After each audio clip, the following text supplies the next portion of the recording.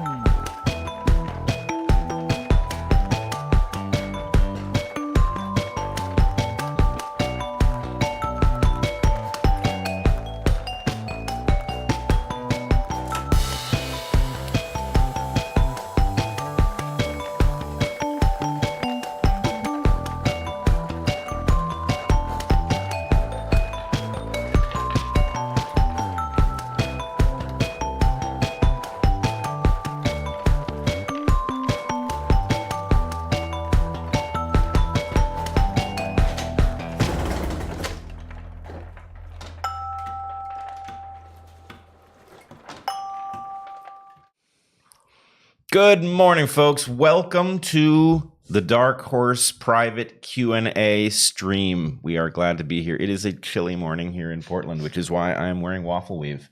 I'm preserving boundary layers as we speak, getting prepared for winter. Chilly for August, for sure. Yeah, it's chilly for August. Yeah. All right, so we have stuff to do, questions to answer, we should probably answer them. Yeah, we should answer some questions. So I went through and chose, it looks like 2021-ish, depending on how you count. And I had said that we were going to do 10 for sure and definitely get to the other 10, but I wanted to sort of group them. So we're going to get to these 20 for sure. Awesome. All right. All right. All right. And you, Bret, has not seen any of these, and I have just sort of barely seen them. Very high chance of me saying something stupid. It's a very low chance. We'll see. All right. First question. Thinking about the genetic relatedness when applying it to Hamilton's rule, should we take into account differences in genetic variability between species? In other words, do the effects of kin selection in more genetically homogeneous species extend to broader groups of relatives than in more genetically diverse species? Beautiful question. Right? That's where I thought we'd start. I thought beautiful that was so question, good. Yep. and you are almost certain not to understand the answer because I've been I don't wondering. know. I don't know. Someone who asked this question may well. They may well, Yeah. but the problem is, I've been thinking about roughly that question for decades, a couple decades, and the answer is I have an intuition about the answer, but it's really hard to know for sure. Before you go on, now that we have had this response, which I knew you would have that response, maybe I should read it again so that people can hear it. Fill it in. Yeah. So, when thinking about genetic relatedness as applied to Hamilton's rule, should we take into account differences in genetic variability between species? In other words, do the effects of kin selection in more genetically homogeneous species extend to broader groups of relatives than in more genetically diverse species? Yeah. All right. So we should briefly say something general about what Hamilton's rule is. Yeah. Hamilton's rule is one of the greatest predictive accomplishments in at least behavioral evolutionary biology. What it is a rule that specifies when you should expect an individual to behave altruistically towards another individual on the basis that they are being genetically selfish in doing so. And what it does is it takes the cost to the altruist and compares it to the benefit to the recipient of the behavior multiplied by the degree of relatedness, which says basically, if from my genes perspective, am I coming out ahead? If I take a 50% chance of losing my life, but the benefit to a 50% relative, for example, is greater than what I would accomplish in the future, then it's probably worth my while to do so. And so anyway, it's not easy to operationalize because it's very hard to figure out exactly what the cost going forward of something and the benefit going forward is. But in a theoretical sense. And it's also true that the R, the degree of relatedness, is, except in the case of parent offspring, always a probability. The R is Yeah, this doesn't matter actually, because what you get is a distribution. From the point of view of the genes, they should expect the mode of relatedness, which is the same as if it were... On average, a cousin is an eighth related to you, a full cousin. But so it could be anything from 0 to 25%. An absolute 50% related to you, because they will have had to get 50% of their genes from you. But your sibling could have gotten in theory, could have gotten a completely dissimilar set of genes from your parents. So even though they're expected to be a 50% relative, they could, in theory, be a 0% relative. Yeah, or 100%. Even a full sibling born 3 years apart could be actually 0% related by direct descent from your parents, or 100%, but the average is 50. But from the genes perspective, they should just go with the expectation. So unless they know something special, and barring an unusual circumstance where they could know something special about where you fall in the distribution, they should expect the mode. Yeah. So Hamilton's rule predicts what looks like altruism, but is really a kind of genetic selfishness, which can look very unselfish. A parent saving their child from death at risk to their own life looks altruistic, but it's altruism with an explanation. And so the question here is, should we calculate that even up above the species level? In other words, is there any way in which two species that are closely related should view themselves as partners more readily than they view species that are more distantly related? And the textbook answer to this would be no. It can't be, because for one thing, if the species are really separate, and never mind that that's a problem, but let's say they're separate enough that mating produces nothing, then there is no feedback mechanism from which the genes that engage in the altruism or fail to engage in the altruism are actually in a position to discover that they have enhanced their own well-being. So maybe you're not addressing this question. I read this question, though, not as about how closely related species would interact with one another, but what are how far would the effects of kin selection extend within a species that's more genetically homogeneous versus how far will the effects of kin selection extend within a species that is more heterogeneous? So that's a really difficult problem. But I think lineage selection. Really here's the thing: lineage selection is the answer to all of these things, and apologies. I know many of you will not care about this, but I wanted to start here because, frankly, this is our wheelhouse. This is our wheelhouse, but it's also this is what we would do in front of a class, and there would be the few people in the class who would know what we were talking about, and there'd be a lot of people who wouldn't know anything. But watching how you puzzle through it actually means the next time you get to that question, you understand vastly more. So it's worth it. And the person who asked the question has said good evening. So I think he may be in, he or she I think is in Europe. In Europe or delusional.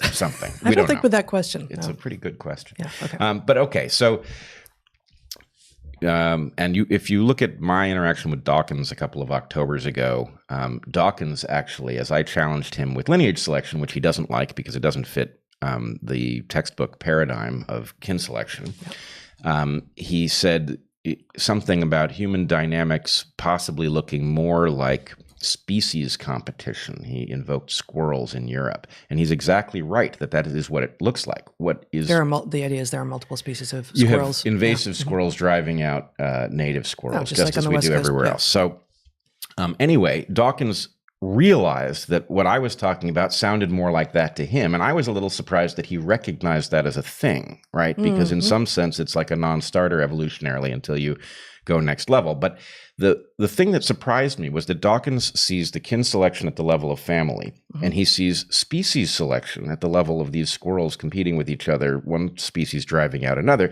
but he doesn't see what's in the gap. A hard line between the categories. And the point is, actually, there's one explanation that covers all of it, right?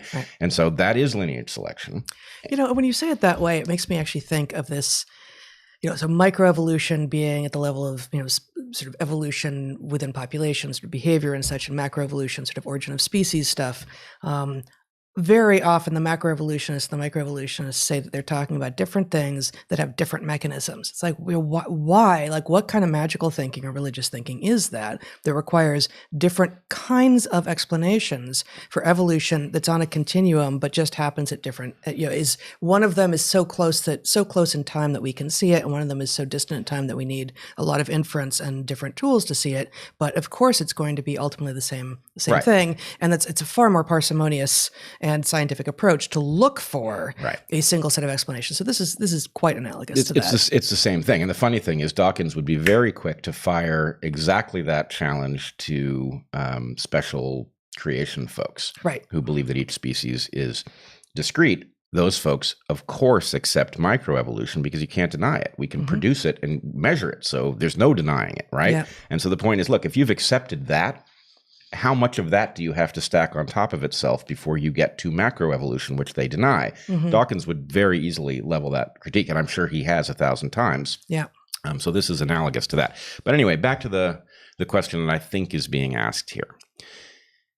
And you will also, in fact, Dawkins has taken me to task on Twitter over my claim of what I call explorer modes, which are places where evolution will have enhanced the rate of discovery of the evolutionary process. In other words, creatures that don't stumble around looking for an answer, but actually search for the answer, find it sooner. And so they will inevitably find the adaptations that characterize the next big innovation. And therefore, what will be carried along is not only the adaptation, but it is also the mechanism for searching, right? So Dawkins doesn't like that idea either.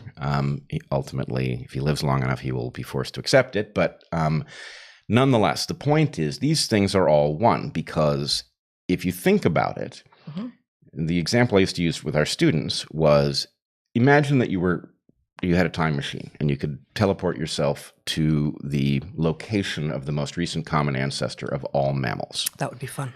Oh, man, it'd be a blast. But you'd be looking at two things.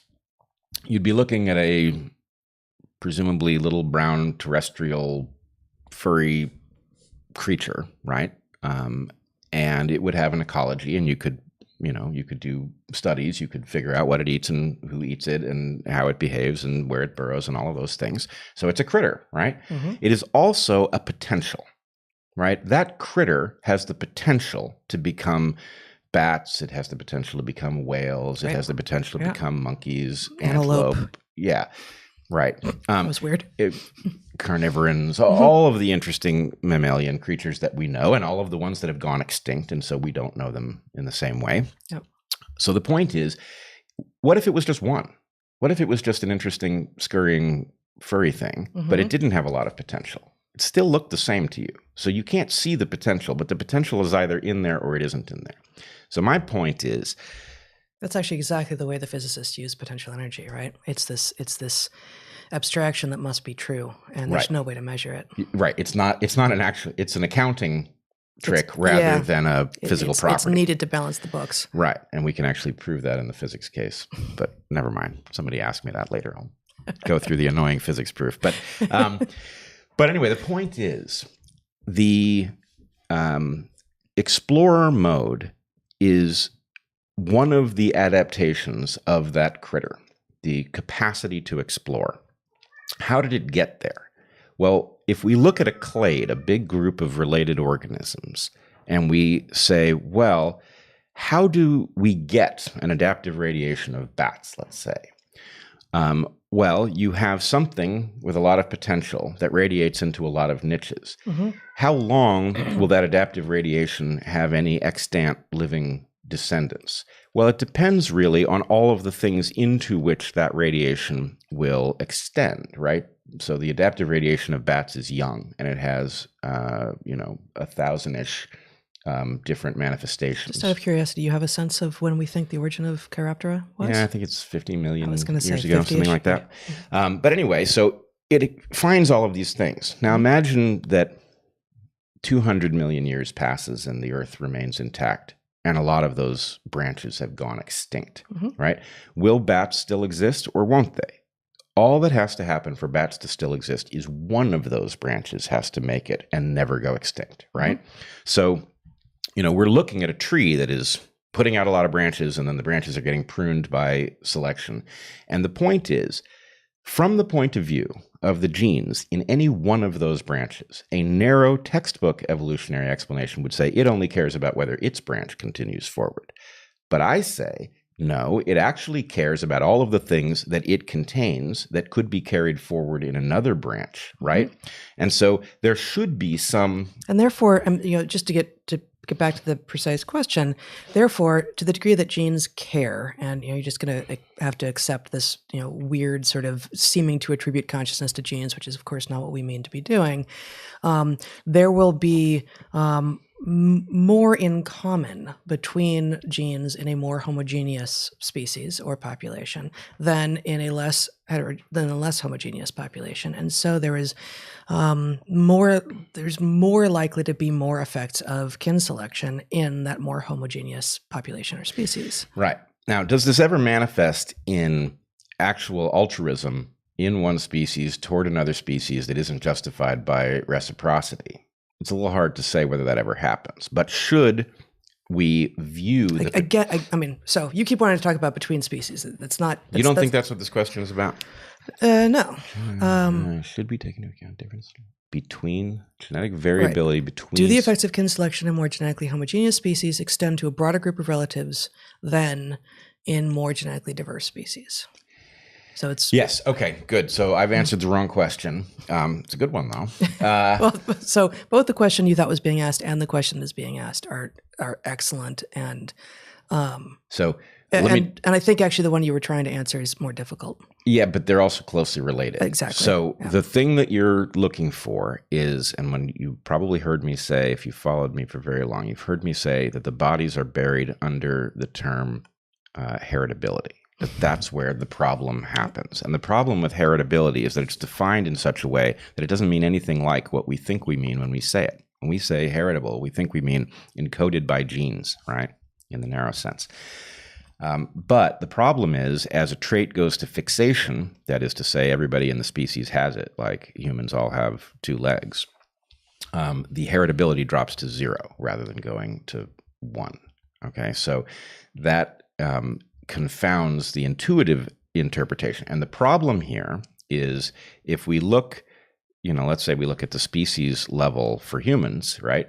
Let's say we're talking about the heritability of melanin content. Well, it looks very different if you look inside of a population where the heritability may be low because everybody is inheriting the same level of melanin, more or less. Whereas if you look across the full species, you get very high heritability because, you got white people and black people and everybody in between. And so anyway, the question is, over what group are you defining the term heritable? And the assumption might be, well, you just always do it at the species level, but then you get one misleading answer. If you always do it at the population level, you get another misleading answer. And so we don't have... And the borders between both things is fuzzy. Right. And so the reason this applies to your question is if you ask an individual whether or not they should behave in a kin-selected altruistic way, the question is relative to what? So my point about Hamilton's rule and having to upgrade it to get to lineage selection is that until you calculate who wins, if you don't act altruistically, you don't know the answer to the question of whether you should. So it's the other thing. Hamilton missed this half, right? You have to, who wins? Is it a close relative who wins if you don't act altruistically? It's a very different answer to a distant relative or a member of a different species. You effectively need to know what the control is. Yeah. And my prediction is that species will behave according to this. Who wins if you don't behave? Species will. Within a species, you will see a behavior that is relative. Species don't behave any more than forests evolve. No, it's very hard to get a species to behave. But anyway, all right, that's way more answer than you asked for. But hopefully you see the richness of the landscape you have found with that wonderful question. And I will say, obviously, we spent a long time on that one. Some of these questions don't, I think they're all interesting in their own way, and some of them warrant longer answers, and some of them just don't warrant long answers. No worries. We're not going to be here for 8 hours. We seem to have spent a lot of time on that question, but given that you could spend a decade on that question, we spent very little. No, I mean, this actually just, because Evergreen had these full-time programs, our lecture slots tended to be 3 hours long, and that sounds impossible. And like, who wants to have butts and seats for 3 hours? But they looked like that. And I tended to come in with a bit more organized in advance, and you tend to come in a little bit less, but also had some slides and such. But very often they would veer into these conversations that went exciting places, and that would be what the conversation was. All right, next question. Was the human increase in brain size? There are a bunch of Evo questions up front, and I've just organized them that way. We'll get to other ones later. Was the human increase in brain size driven by intergroup, that is between groups, or intragroup competition, social competition within groups? If we are the successful intergroup competitors, does that not imply that we are inclined, maybe even hardwired, to form in and out groups and compete against other humans? This might explain much of how cooperation breaks down across groups, and even why we continue to splinter ourselves into subgroups. Maybe we need an opposing group to orient ourselves and provide motivation. If this is true, it's a melancholy outlook. Yeah, you nailed it. Yeah. Here's the thing. I think we know the answer to your question for the following reason. The human brain size increase happened long before human beings, so somewhere in the 100,000 year to 500,000 year range, the final increases in brain size would have occurred. I think probably done by about 200,000. I think about 200,000 years ago, we were fully modern. Like if you dressed up a 200,000 year ago Homo sapiens on a street in a city, no one would look twice at them anatomically or physiologically. You could dress them up, but you can't take them out. They'll do some very uncouth stuff. They don't know how to tip. No. But anyway, the point is, it doesn't really matter whether it's 100,000 or 200,000 or 500,000, because it's long before 10,000. 10,000 being approximately where farming and therefore large-scale societies emerge. And the point is that in that time period, you would have had small groups collaborating. And the argument of Dick Alexander, my PhD advisor, very strong argument, I believe, is that it was an arms race between human populations competing that caused human brain size to become decoupled with all of our close relatives and grow so. Well, in fact, I mean, it's an important monograph that's probably available online called The Uniquely Unique Species from 1990. I digitized it. It's online. It's online. Excellent. Yep. 1990, 1991. 91, I think. The Uniquely Unique Species. And he argues for the role of this social competition in this sort of arms race with ecological response to Darwin's hostile forces that are outside of humans. Well, his argument is at the point that humans become the most powerful negative force, the most powerful hostile force of other humans. So there's a threshold at which ecological hostile forces give way to human hostile forces. At that point, you have a human arms race that selects for greater intelligence. So in any case, that would have happened so long ago that we know that the individuals in question would have been living in small collaborative groups. And so I think we just know for temporal reasons, because the difference between 10,000 and 100,000 is so great, that it had to be competition between these small, closely related, highly collaborative groups and other groups. And then what had to be the increase in brain size? Yes. The increase in brain size would not have been driven inside of the group. It would, or the lineage, it would have been driven between lineages. Okay. Now there was another contingent question here. Basically, does that mean that we're hardwired for in-group, out-group stuff? Yes, we know we are. And that's, I mean, and that's from before. That's from before humans. That doesn't require the brain size that we have, the brain size to body ratio that we have. Pretty much, I'm trying to think, at least all of the simian, at least all of the anthropoid primates, so monkeys and apes, have inter and intra-group competition, I believe. Yeah. I'm trying to think of any exceptions, and I can't think of any. I mean, it's hard unless you have, let's put it this way. If you're an organism, then the intra-group competition doesn't exist. If you're anything other than an organism, you'll have a ratio between these things. An organism? An organism where all of the genes are shared, and therefore there's no basis for genetic competition. If you have so obviously all anthropoid primates are organisms. Yep. But, I mean, I think some non-anthropoid primates are solitary and so won't fit this. I'm not sure. My point is, you always have the inter and intra-group competition in some ratio by virtue. Not if you're not social, right? You have it anyway. You just don't see the group over which it exists. I think that's semantic. If you're not social, you don't have groups within which to compete. But you have a population, and you will have de facto groups, and you will have de facto kin groups, and you have exploitation and interference competitions as potential. So you don't necessarily even see any interactions, but it just has to exist because there's no way to build the system so it doesn't. I suppose. I think that makes it harder to communicate once we're talking about social organisms. I forgot that we were communicating. Yeah. Yeah. All right. So the answer is yes, we're wired for this stuff, but A, as you point out, some sort of common enemy, and frankly, it could be some sort of novel common enemy that isn't people at all, could cause group cohesion. I've always hoped that would be the case. It's frustratingly hard to get it to work, but maybe we'll recognize that we're all trapped on this rock together, and that we're going to be doomed together if we don't find some path to joining up. But the other thing is, and the U.S. is the great experiment in modern times in this, there is another basis for cooperation that isn't about genetic relatedness, and it's about reciprocity and the Can you turn that off, please? generation of well-being from collaboration, which is a perfectly valid and I would argue far superior reason that is evolutionarily stable for us to collaborate. So the U.S. was an attempt to take different populations and point them in the same direction. It was imperfect, but it was a great demonstration of the power of this. Yep. And for it to come apart now is insane. Yep. All right. Let's move a little more quickly through the next couple. Okay. I think this next one will be, again, could be hours and hours, but could be brief too. Based on brain, hormone, and neurochemical functions, is it biologically even possible to experience a 20-year-old's exuberance at 30 or 40? I ask because I am recovering from a long, severe depression and aspire to finally chase my dreams and love my life.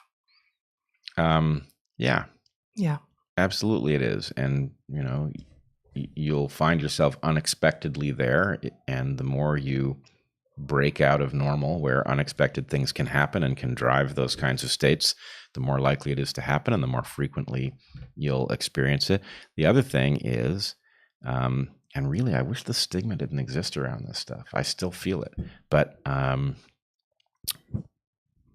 there's probably a hallucinogen out there that has the right balance for you and can lead you to rewire around what you're looking for. To renewed exuberance. Yeah. Yeah. So consider it. And, I would say figure out if you know somebody who has ventured down those roads and who you trust, and see if they'll show you what they found. Yeah. I feel like there's certainly brain and hormone change over time. And, peak performance in some regards, for some systems ranges from 16 to 40-ish, something like this. But there is the idea of exuberance is this synthetic concept that can absolutely be found and manifest. I would, I don't know, we're 51. So I would say at least through then, and I think well beyond. And there are plenty of anecdotal stories of people sort of discovering their passion, and in some cases their physical passion, like the athleticism they never knew they had in their 70s or 80s. Yeah. So and if that's possible at the body level, I'm quite sure it's possible at the brain level. Yeah, absolutely. Can you help me understand the relationship between culture and skin color? For instance, I often hear people talk about Black culture in America, but I don't really understand the value in this distinction. Who would be responsible for reforming said culture? What is Glenn Lowry's relationship to someone impoverished in West Baltimore who happens to be Black? Don't we often cringe at creating any link between two individuals based off the shallowness of skin color? It seems restrictive and consequently deleterious to favor someone's guidance based off a similarity in skin color. Yeah, this is a really good question too. I would say there is no inherent relationship, or very little, right? There will be, let's put it this way. You'll get some trivial thing from the fact that Black people, for example, don't need to worry about sunburn, right? A truly dark-skinned person is very unlikely to get a sunburn. And so will that mean that if you're talking to a Black person, that their relationship to the concerns of somebody with melanoma in their family are likely to be distant, and their enthusiasm for being out in the sun might be greater? Sure. But in general, these are arbitrary indicators, right? In other words, it's the same as if you hear somebody speaking with a British accent. Does that predict anything about, their relationship to the concept of monarchy? Yeah, it surely does. Well, and but it doesn't have to. And I don't think either of us are going to know the various the names for the various types of British accents, but for actual Brits, they can actually predict with greater accuracy depending on exactly what accent they're hearing. Whether or not they went to private or public school, which is the opposite of what it means in the U.S., and therefore what the relationship with the monarchy might be. So there are finer and finer phenotypic distinctions that might actually suggest something else about culture. Right, but they're probabilistic, and Yes. So the point would be if you see somebody with Asian features, let's say far Asian features like straight black hair and pointiness in the eyes, right? You could predict what sort of language, that a tonal language would come out of their mouth when they spoke. And if they were born in Manhattan, you'd be wrong, right? Yeah, actually, I don't think Japanese isn't tonal. Okay. Japanese, Chinese, and South and Korean, I don't think are tonal. Those are Southeast Asian languages tend to be tonal. Blew it. I think Revealed my Vietnamese ignorance. Vietnamese and Thai, I think, are tonal. All right, so let's say you see somebody with South Asian features, and you predict a tonal language comes out of their mouth, and it turns out that they were born in Brooklyn, and a Brooklyn accent comes out of their mouth. The point is, were you probabilistically right based on the fact that most of the people with that physical phenotype would tend to have a tonal language programmed in as software? Yes, but there was no inherent connection, and in fact, the amazing thing about language is there's exactly zero predictive power in the physical attributes of a person with respect to their ability to acquire a language of any type. Every human apparently can acquire any language with equal facility if they are exposed to it right after birth. So I mean, the relationship between phenotypic markers of where you're from and culture would have been much more tight before we started moving around the world and interbreeding with such alacrity, right? So in the 21st century, the specific question says culture and skin color, and I would say skin color isn't the complete one. It's sort of phenotypic markers of geography, and used to be pretty tight, and increasingly is not at all, because as the person writing the question points out, Glenn Lowry and some kid who has very little chance of leaving the hood in West Baltimore have very little in common in terms of life experience and probably the way they view the world. Well, my guess is Glenn knows an awful lot about it by virtue of being tuned in, and frankly, I don't know his exact history, but I don't either. But in any case, the answer is nothing inherent, but it is predictive for reasons that are easily traced. And I would just point out that this property is so important, because really the alternative to dividing us all by race and having us fight each other is bringing us all into a shared culture. And I want to point something out. It's a little bit uncomfortable for reasons you'll see. The Black Intellectual Roundtable that I did on Dark Horse, right? Every Black person in that discussion spoke in a way that I believe would be difficult to detect skin color if you were on a phone with them and had never met them, right? I'm not saying that's good or bad, but what I'm saying is I believe they are all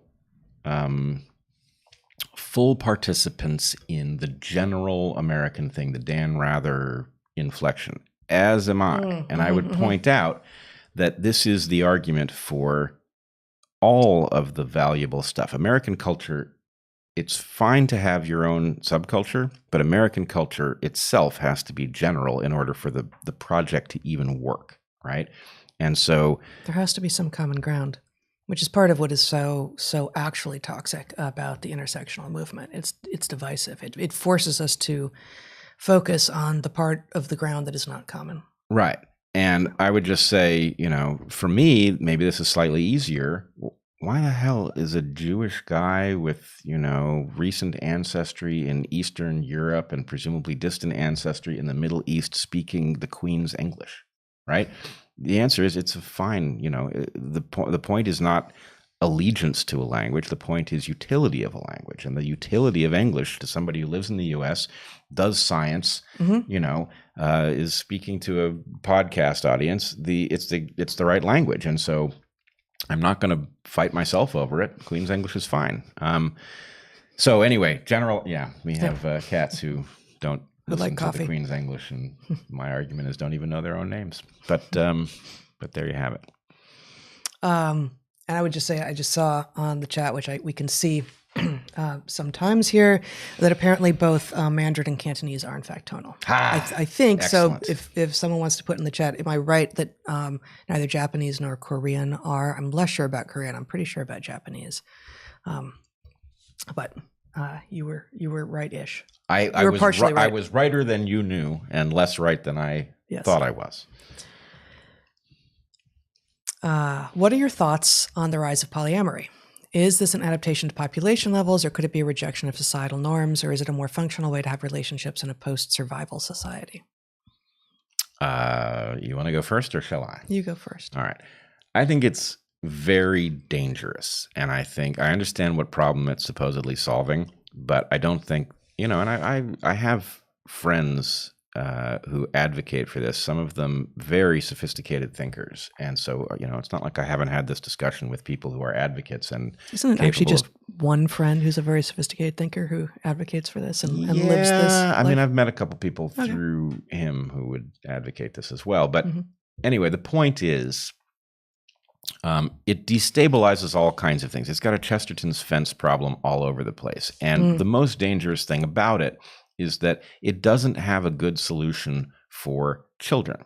The idea that... Let me interrupt for a second. It's interesting that you raised Chesterton's fence, because I feel like one of the arguments that people make for it is looking at our closest relatives without maybe being totally honest about the fact that of the extant species of primates out there right now, we are equally related to chimps and bonobos. And some people on a number of social fronts will say, we're more like chimps. Here's all the evidence of our chimpy behavior. And we're more like bonobos. Here's all the evidence of our bonobo behavior. And the polyamorists will often say, we're basically bonobos. So it's not about Chesterton's fence. They're saying we're just doing what we were evolved to do, which is an equally specious argument. But they do it. They at least can evade the Chesterton's fence problem, because they will claim that this is what we've always done. Well, okay. But then I would throw this back at them in a way that they will absolutely ignore, which is to say, which chimp species we are more like is not the right question. The fact that the two chimp species are more like each other than they are like us, and yet they're so very different at the level of their mating system. Yeah. So if we can go back to that most recent common ancestor of all mammals, cool. Let's go back 6 million years-ish to the most recent common ancestor of all. No, I think 6 million years maybe is when we split from them. So I don't know when, 11 million maybe? I may be making that number up. I think 11 is gorillas, so it's short of that. But, okay, so 8 or 9 million years ago or so, most recent common ancestor of chimps and humans. But in any case, here's the problem, okay? First of all, I think polyamory is basically boy strategy winning over girl strategy. Right. The idea is this is a world that men, especially men who are desirable, are likely to advocate, because it will give them lots of sexual access without a lot of responsibility, which is, of course, the bargain. So people have the sense, you'll hear them say, well, it's just much better to have, lots of aunts and uncles and mothers and fathers rather than just a pair. And if that worked, maybe you could make that argument. But the problem is, the incentive to stick around is actually predicated on certainty of paternity, and certainty of paternity is turned on its head by polyamory. And you have some cultures have solutions for that. The first problem with something like mothers, brothers, where all fathers are imagined to be putative, certainty of paternity is understood to be low, and so brothers actually care for their sisters' children. But it's not a solution. It's a compensation for a failure mode, right? Mm-hmm. That is to say, human fathers care in a symmetrical way to human mothers when they have high certainty of paternity. As certainty of paternity breaks down, they default into a different system, because a brother knows that he is a 1/4 relative of his sister's kids for sure, whereas he may be a 0 relative of his own kids if certainty of paternity fails on him. He's a 1/4. Hey. It's done. Oh, okay. It's 1/4, just to go back to the which is actual and which is probabilistic. It's 1/4 on average from, 1/4 related to his sister's kids, on average from 0 to 50%, just probabilistically. Right. Yeah. But it doesn't matter. Again, it's the mode that selection cares for. So anyway, the point is, what is the level of commitment to somebody to a 1/4 relative rather than a 50% relative is liable to be much lower. So how much childcare is there likely to be? The answer is less. And so the polyamorous are inviting a disaster with respect to children. And frankly, I think they're involved in a kind of solipsism where, people are prone to see, I have a problem that I want solved, right? It has to do with fear of commitment or something like that. And I'm going to solve it with this system that seems superficially to address all of the needs, but it doesn't really address them. It's like one more thing where the male version of reality trumps the female version of reality. And, women are left holding the bag, women and kids, and that's going to result in destruction of society. So my point would be, look, I get you're solving your problem, but you're doing it you're externalizing the harm of this system onto civilization. And, And you were going to say, I interrupted you earlier when you said, the people who say it works, as far as we've run into, aren't people who are yet trying to raise children in this environment. Well, actually, our good friend who I've had this long-standing argument with is very honest about the fact that the only examples where the child rearing issue have been dealt with actually involve a very long-term experiment that went through a collapse in the intervening period. It works in like third generation. Right, exactly. And so the point is, what are you really buying that's worth screwing up a couple of generations? And this is a topic for another time, but monogamy is difficult, but it's not difficult the way people think it is, right? You're actually wired for it. And if you are constantly... It's interesting for you to use that word wired when you so often object to claiming that almost anything is hardwired. Well, I didn't say hardwired for a reason. So the point is, my argument, I mean wired like dendrites, contacting brain wired. Yeah, you're brain wired, which can be software level wiring. But anyway, I believe we are wired for it. We are not wired for it exclusively. And the question is, are you going to keep challenging monogamy with the evidence of what you're missing by engaging in it? Or are you going to recognize that the benefits of it actually cause you to want to invest in it if you try? And unfortunately, advertisers and everybody else who wants us to spend money on stuff has discovered that if they sell men the idea of sex without commitment in the form of porn or whatever else, that men can't ignore it. So we are up against an adversary, which is economic in nature, which is making monogamy more difficult, and we should do something about that. Yep.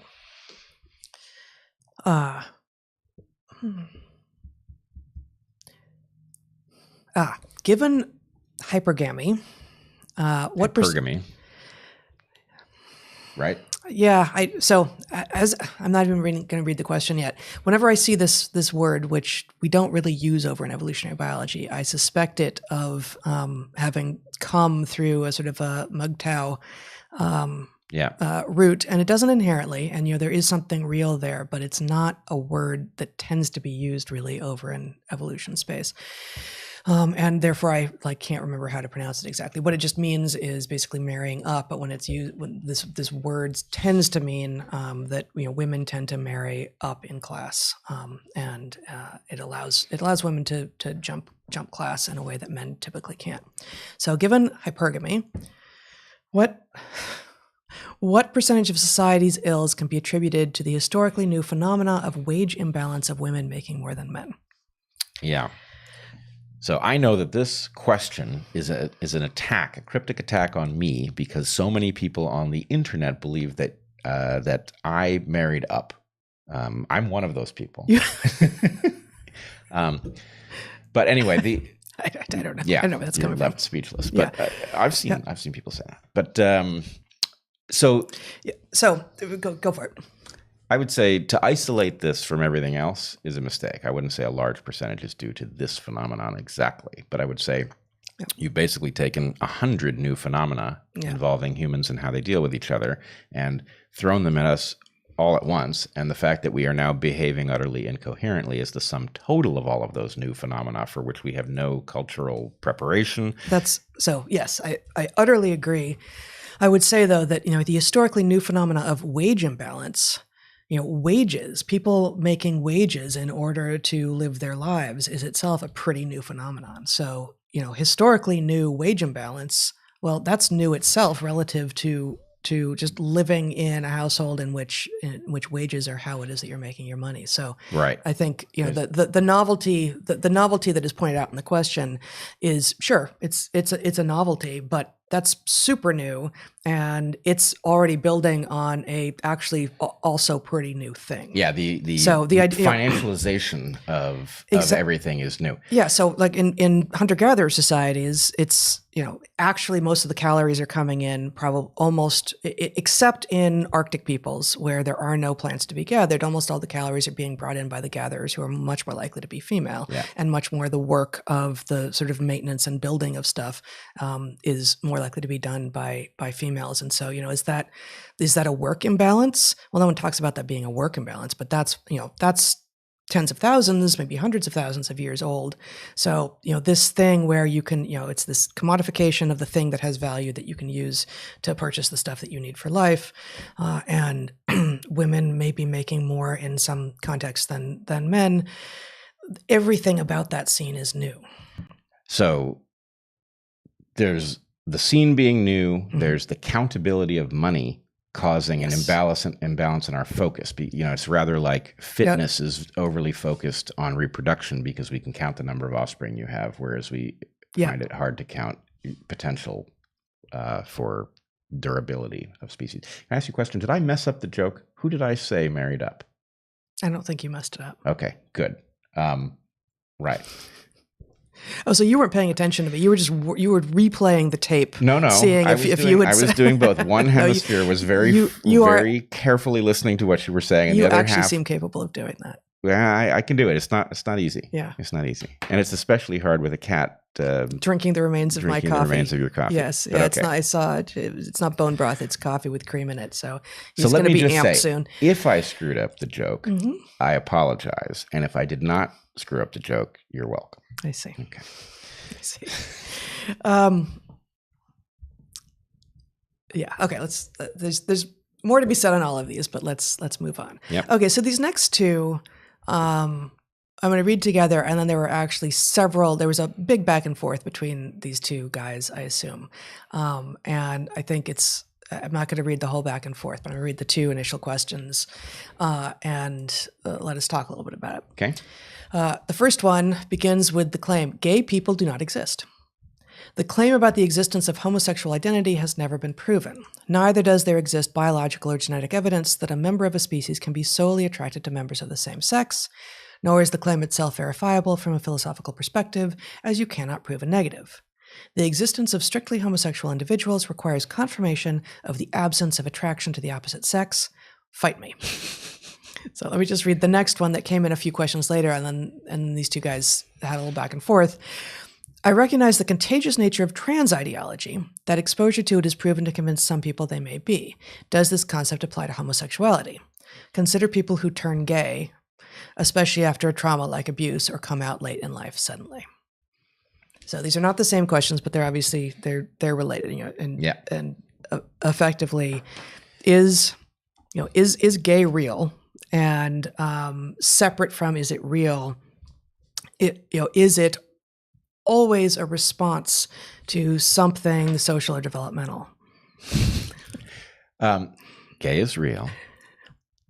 Thank God it's real, because so many of the most handsome men are gay. The rest of us wouldn't stand a chance if they were straight. So the proof that they are gay is the fact that they don't take advantage of all of that handsomeness in order to capture all of the desirable women of the world. I mean, You're thinking about Douglas Murray, aren't you? he's a fine example, Yes. but let's just say, first of all, I really do think that the answer to this question is deducible from the fact that we do have a huge number of men who appear to be of a very desirable type who commit themselves to their male counterparts for life. And it's not something that would be easily done if you were faking it or lying to yourself, right? But I mean, we can also see this in other species, right? And it's not, it looks different, and it's pretty rare. But there are, for instance, well, are there any individuals known in other species which are entirely homosexual, or is it always a is it a solution to an additional social problem? So, for instance, lesbian girls who get together and raise kids together and have sexual relationships as well, after they've obviously had a very brief heterosexual relationship, such that they have copulation, such that they have offspring. So, first of all, I think this question is very different for males than females. Yes. Explaining, as I've argued elsewhere, explaining lesbianism is easy. Evolutionarily, for exactly the reason you point out. Explaining lifelong male homosexuals is very difficult. I do not believe there may be individuals, just as there are two-headed snakes and things like that. There are unusual individuals that cannot be adaptively explained in other species. But I believe obligate male homosexuality is unique to humans. Okay. So widespread that I think it's a mistake to doubt its reality. Although you have taken issue with the, I thought, sort of cultural anthropologically verified claim that on average 10% of people in any culture that is being looked at are gay. Yeah, I don't think it's that high. Yeah, but so you doubt that number, but I do. It's lower, but it's consistent. And at some point, if the world ever returns to normal, I will unleash a hypothesis about how the heck evolution built that and for what, because I believe it is a very important adaptive state, very real. And anyway, I think this is something I've been working on for a long time. I think the answer is fascinating, compelling, and all but fully explanatory. That is to say, I think the fraction of the phenomenon that can't be explained is very tiny. And it explains all sorts of other interesting things, like society's antipathy to homosexuality, right? So both things are, it's like, it's a little bit like circumcision and foreskin. Both these things are in tension. They're both adaptive. So anyway, hopefully COVID will go away. We can rent a hall, film it, and I don't know, throw that wrench on the gears. Well, and I guess just to continue this for a little bit, this question, the contagious nature of trans ideology, which is what the second question asks about, and that's not to say that not all trans people got there through contagion by any means, but I think we have someone in the driveway who may need attention. Where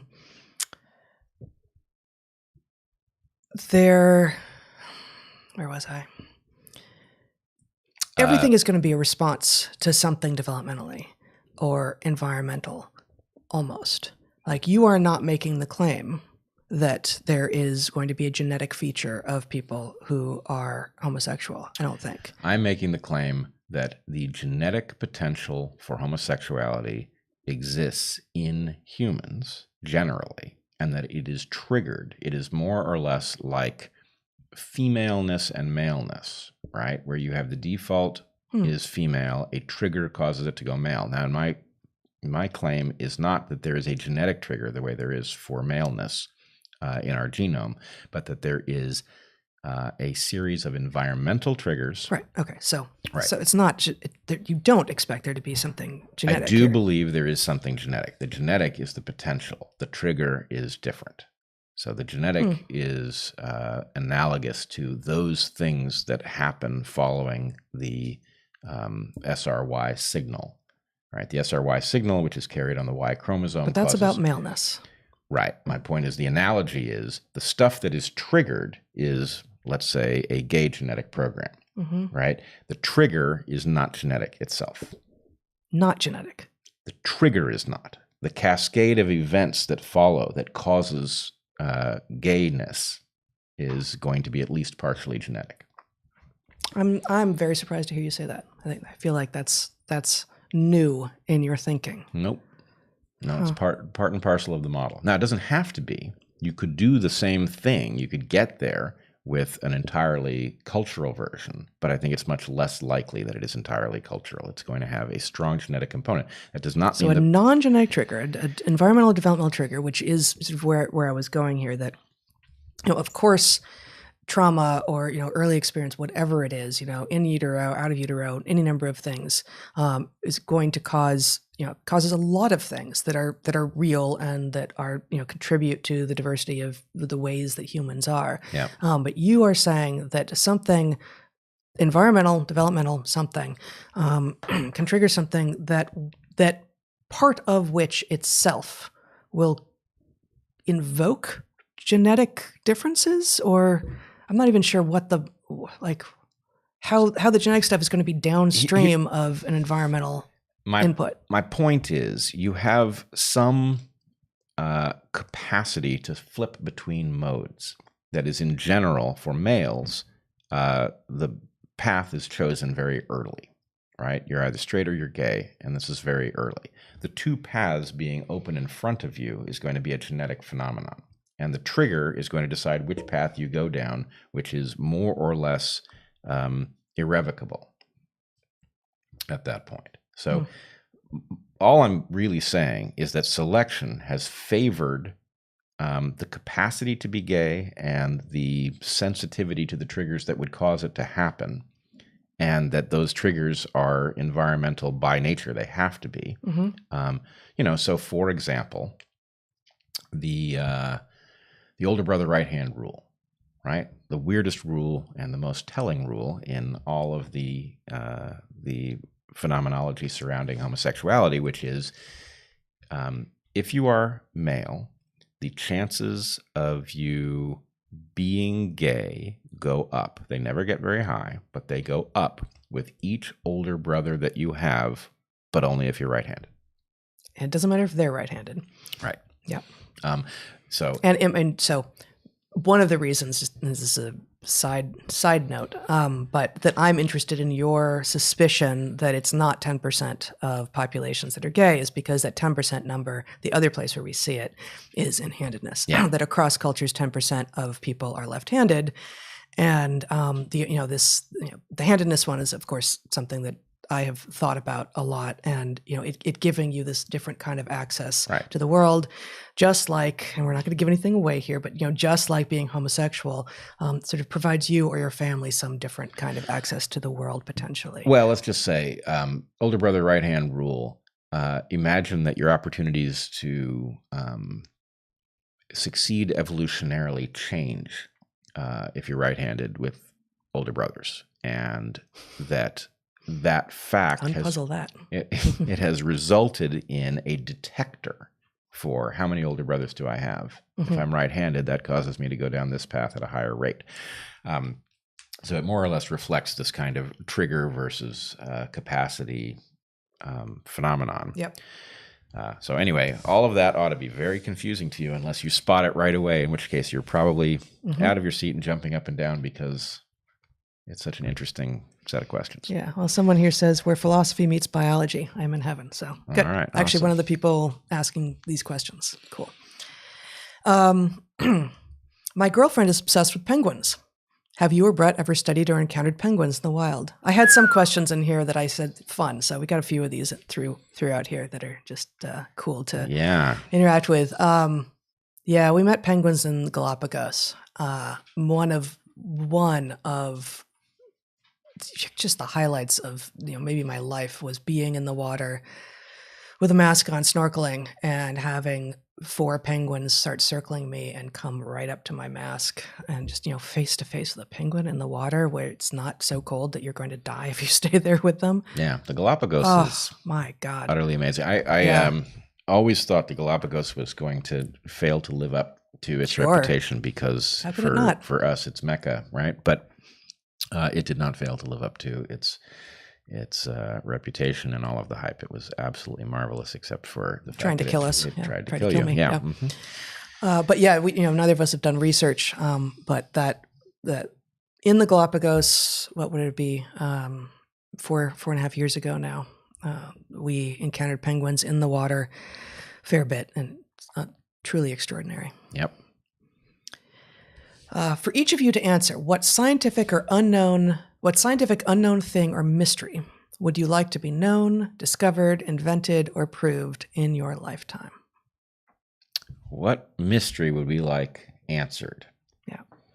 So this I saw this before, obviously, and I thought I wasn't going to include it because I thought I don't know how to answer that question. But the thing that I came up with, which I imagine I'm going to come up with something better, is I would really like the evidence that I know is out there somewhere, that there are other forms of conscious life in the galaxy. That's what I want. That is exactly what I was going to say. Really? Yeah.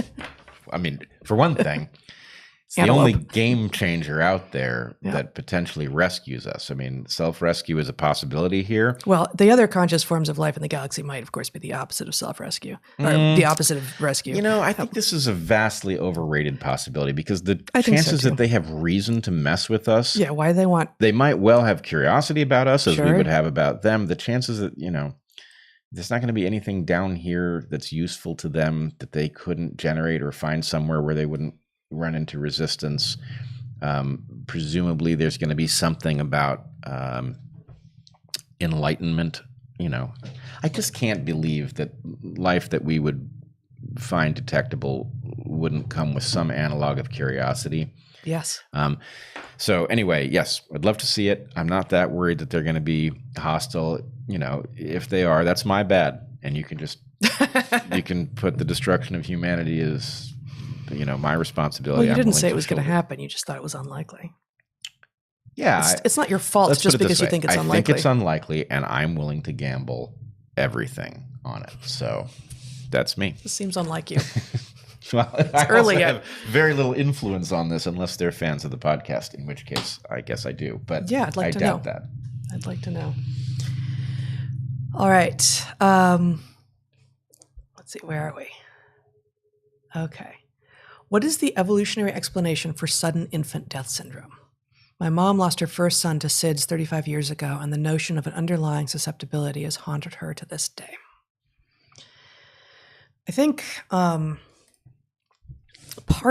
neither of us is expert in it, although we obviously thought a little bit about it in advance of having our own kids 16 and 14 years ago.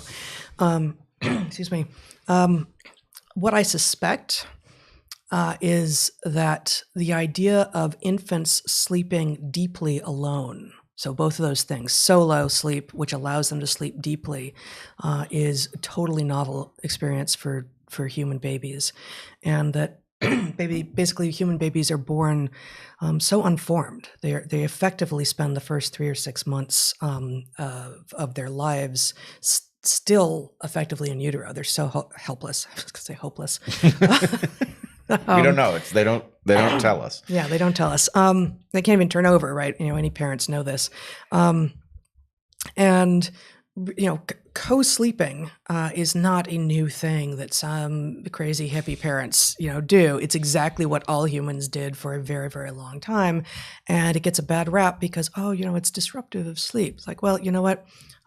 New parents in a monogamous situation and new moms in a non-monogamous situation don't get to sleep totally uninterrupted through the night for 8 hours. But of course, almost no humans used to do that anyway. Like that itself, that 8 hours of uninterrupted sleep is itself is a new phenomenon. phenomenon. And so, letting your infant nurse on demand during the night actually doesn't inherently wake them up or you up, but it does mean that they're going in and out of a more shallow sleep, and they're working on their swallow reflex more often, as opposed to okay, they're just down and they have to sleep deeply until you're training them to wake up at a certain time and feed on command.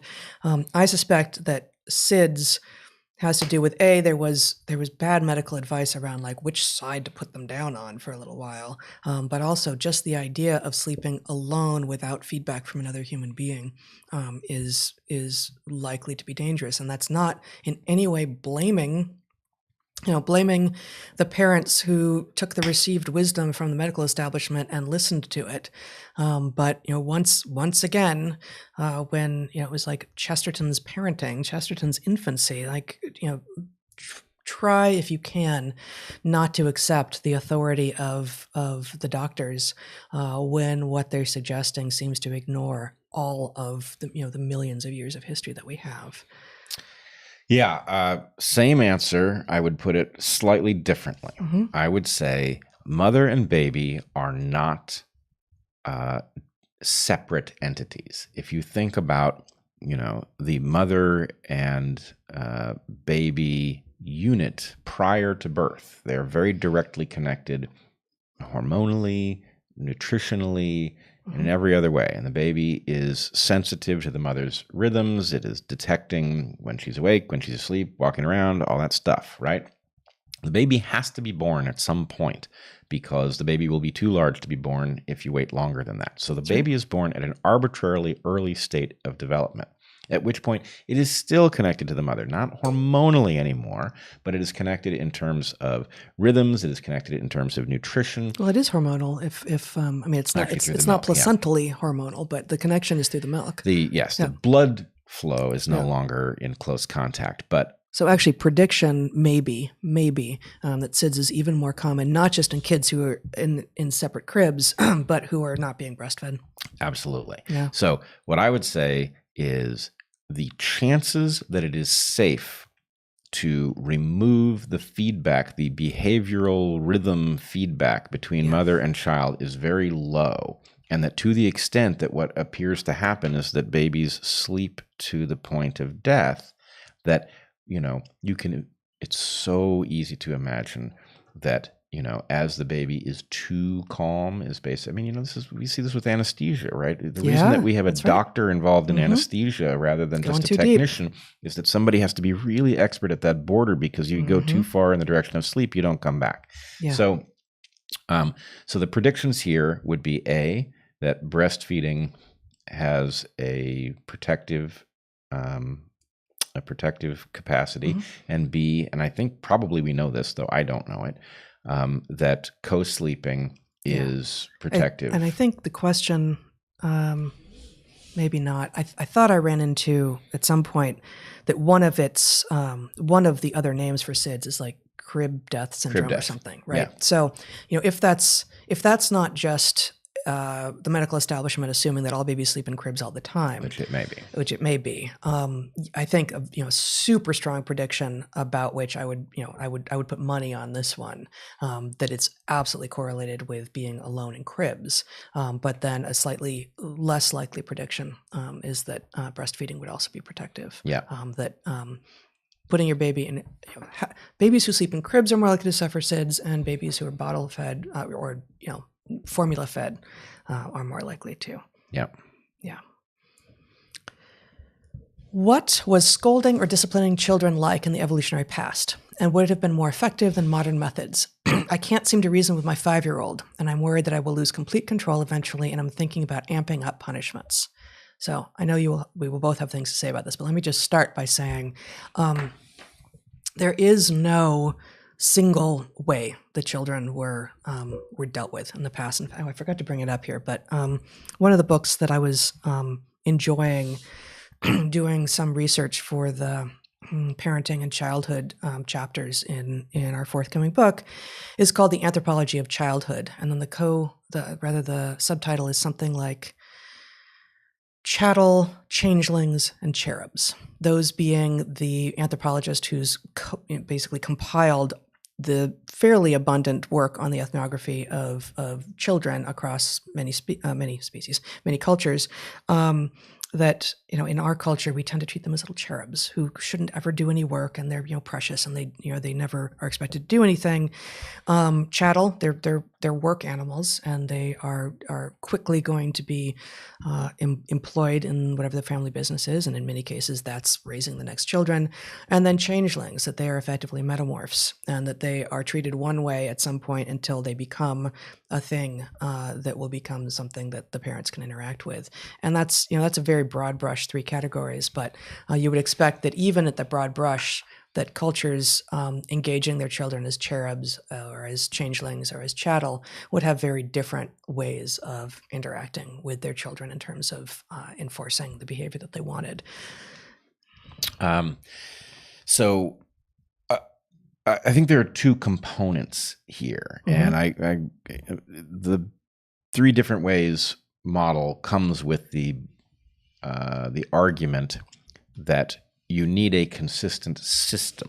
In other words, you cannot take a la carte pieces from any one of these models. Presumably, you've got to take the whole phenomenon, and so understanding it deeply is probably a good idea. But what I would say is, I think there's a lot of ways to go wrong in the modern version of this. One is that you hold back from what I would call extreme discipline, and your child goes crazy because they know the limits of what you think is acceptable. The other is that you think extreme discipline is the way that you keep your kids in line, and so there's too much. And the point is, think about it as a system in which what you are trying to do is minimize the need for discipline, right? Minimizing the need for discipline is not achieved through weak discipline. Weak discipline will result in you having to discipline your children all the time, right? So it will actually increase the amount of disciplining, right? If I can just translate you for a moment, I think when you say weak discipline, what I hear, or what other people may not hear, is inconsistent discipline. No, I mean penalty. Okay, but inconsistent is vastly worse. Yeah, so I think you need to start there. Okay. That strong discipline, strong penalty may sometimes be demanded, but maybe sometimes required. But actually, being inconsistent in between what you tell your child you're going to do, or what you care about, and what you actually do, and what you actually manifest to them that you care about, that's when you get behavioral problems. Well, what I would say is your kids need to be able to there needs to be an actual penalty that functions in their terms. They have to lose something that they care about in order that they register themselves as having been punished. You have to be consistent enough. You can't be perfectly consistent. That's not going to happen. But you have to be consistent enough that the signal to noise ratio allows your kid to detect what it is they are actually to do. Your child is not your adversary. They do look to find the loopholes in the system, but they also want you to teach them how to be highly functional, which involves them understanding what the rules are, because you are effectively you are modeling civilization for them in a safe environment before they're going to have to interface with civilization. So what I'm really getting at is this. Let's agree that physically, hitting, spanking, that stuff is out. You do need to have some penalty that is extreme enough that your children feel it as very serious, and it should almost never be required. And to the extent that it is required a lot, you may need to amp up the amount of it, and you may need to amp up some signal that it's coming so that your child learns, I don't want to cross a line that causes that thing to happen, so that you almost never need to deploy it. And the other thing I would say is, and this is a hard one because it actually violates the inconsistency rule, that at the top end, as your child is absolutely doubling down and confronting your rules to see whether or not they can escape by just simply driving you over a line, right, there needs to be no ability to know when they cross that final threshold. There needs to be no ability on their part. Right. Yeah. So, and I think this is built into us. In other words, I would argue that So this has to do. this is how to keep them from successfully gaming you, Right. Which is what they are evolved to do. Like if they are going to push your limits. This is what children are doing as they are growing up. That's actually a good thing. They're trying to figure out your limits because ultimately they're going to have to figure out the limits of the system that they exist in. In other words, they're going to go get some job, and you don't actually want them, they hand you the rules of the job, son, do the job, according to the rules. No. Everybody's bending the rules. So your child, in order to compete successfully, needs to figure out where the rules are bendable, where they're not bendable, and they need to, go with the flow of traffic. But my point is this: there are two processes going on. There is your child trying to figure out what they can get away with, and your child trying to figure out the rules of the exploration of what they can get away with. Mm-hmm. And if you are so consistent that they can explore up to a point and they know, what always happens before, dad really gets angry at me? He makes this noise or he says this sentence. So that until I get to the tells. Yeah, of course they are. Right. They're the most genius poker players out there. And it's our job as their parents to make them into the most genius poker players out there, but to understand that you don't game honorable systems. Right. And that within family, hopefully, the person asking the question, and within our family, within any functioning family, it's an honorable system. So, yes, push against us. Sometimes we'll be wrong, et cetera, your parents. But what we're trying to do is make you the most anti-fragile badasses so that you can detect when rules are bad and how to bend them or break them, and to find the good rules and stay honorable to them. Right. So there has to be a penalty for exploring, right, up near the top. Near the border. Right. Yeah. In other words, sometimes the bad thing has to happen earlier in that sequence so that exploration itself is not profitable and they will go back to being model family citizens. But also say other key things. Yeah. We have a very good system where, it is true that both of us have, gotten too angry over something where, there was, the child had more of an excuse than we thought or whatever. Yeah. And, we're always free to say, hey, I think you went too far that time, or, you're not hearing what the child is saying. Mm-hmm. And we apologize to our kids when we do that. And they get it, that, I flew off the handle and I was upset at something else that had nothing to do with you. So sorry.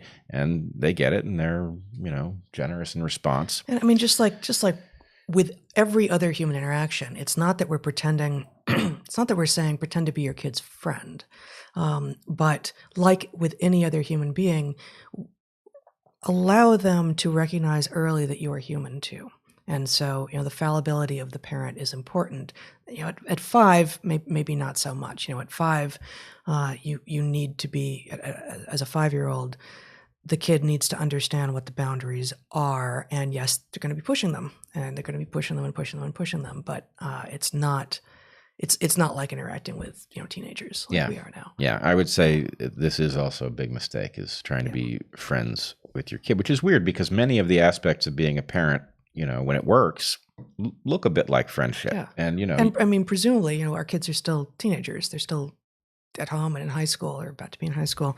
But I assume that is, more and more what it will come to be like. But, at the point that they are dependent on you and you're raising them, no, parenting and friendship is not the same thing. Just like so many of our students have become our friends. Yeah. The boundary was different when we were still writing their evaluations for them. Yep. Right.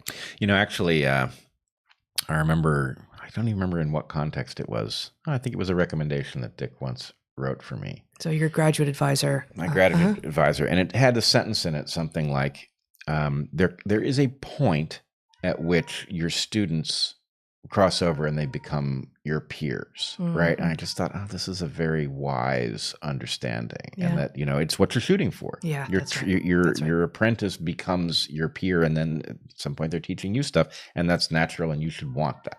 Yeah. So I think parenting is very much this. Good.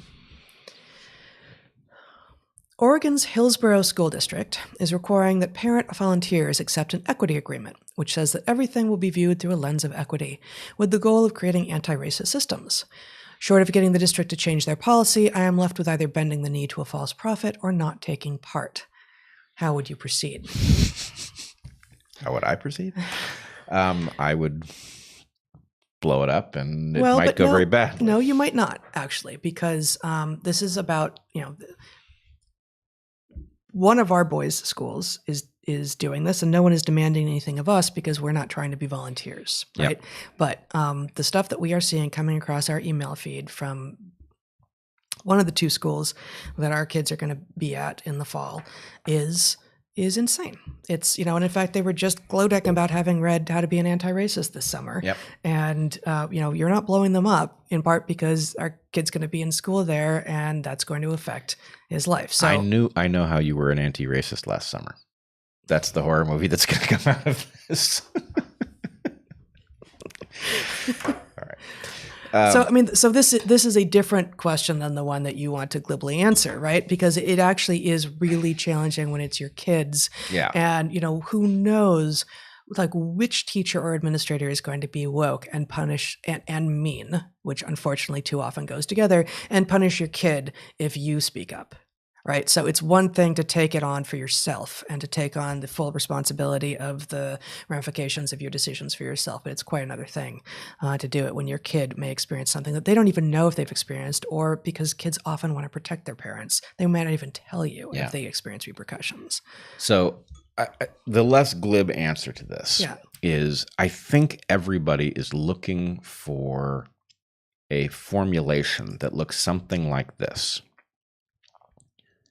I reject what you are requiring of me because I am actually committed to the thing you say you're trying to accomplish, and this is counterproductive, right? In other words, to the extent that racializing America is going to harm disadvantaged people and therefore the Black population, to the extent that one is committed to equal opportunity, one must oppose this, right?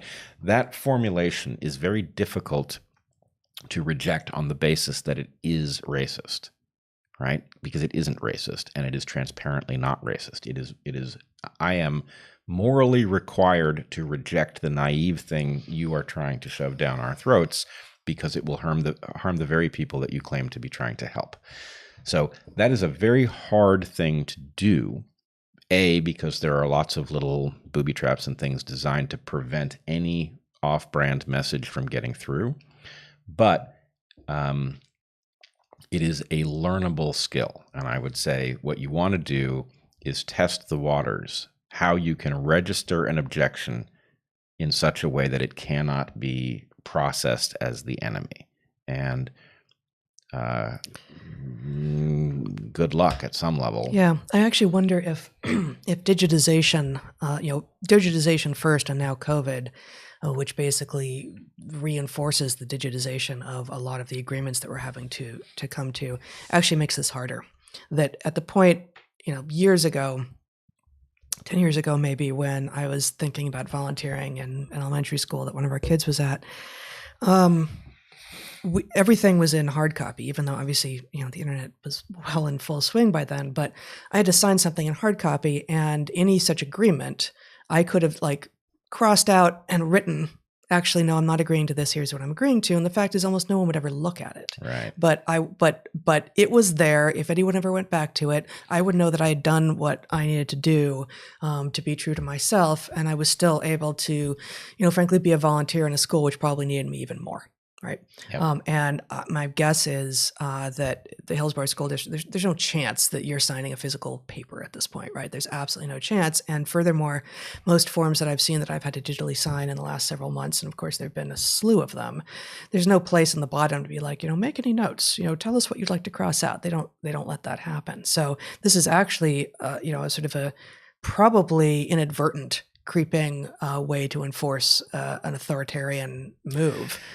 Yeah, actually, it's a general problem. Yeah. For one thing, as you know, I've seen this process where in the old days, you could cross out something onerous, and very often the people who had just handed you a piece of paper and every other person just signed the damn thing. Yeah. They don't know what to do about the fact that you haven't signed, and they go and they ask somebody, and the other person says, well, I don't know, I guess just accept it. And so suddenly you're freed from some onerous clause. Yeah, like you refused to do the thing. Can I say this? Yeah.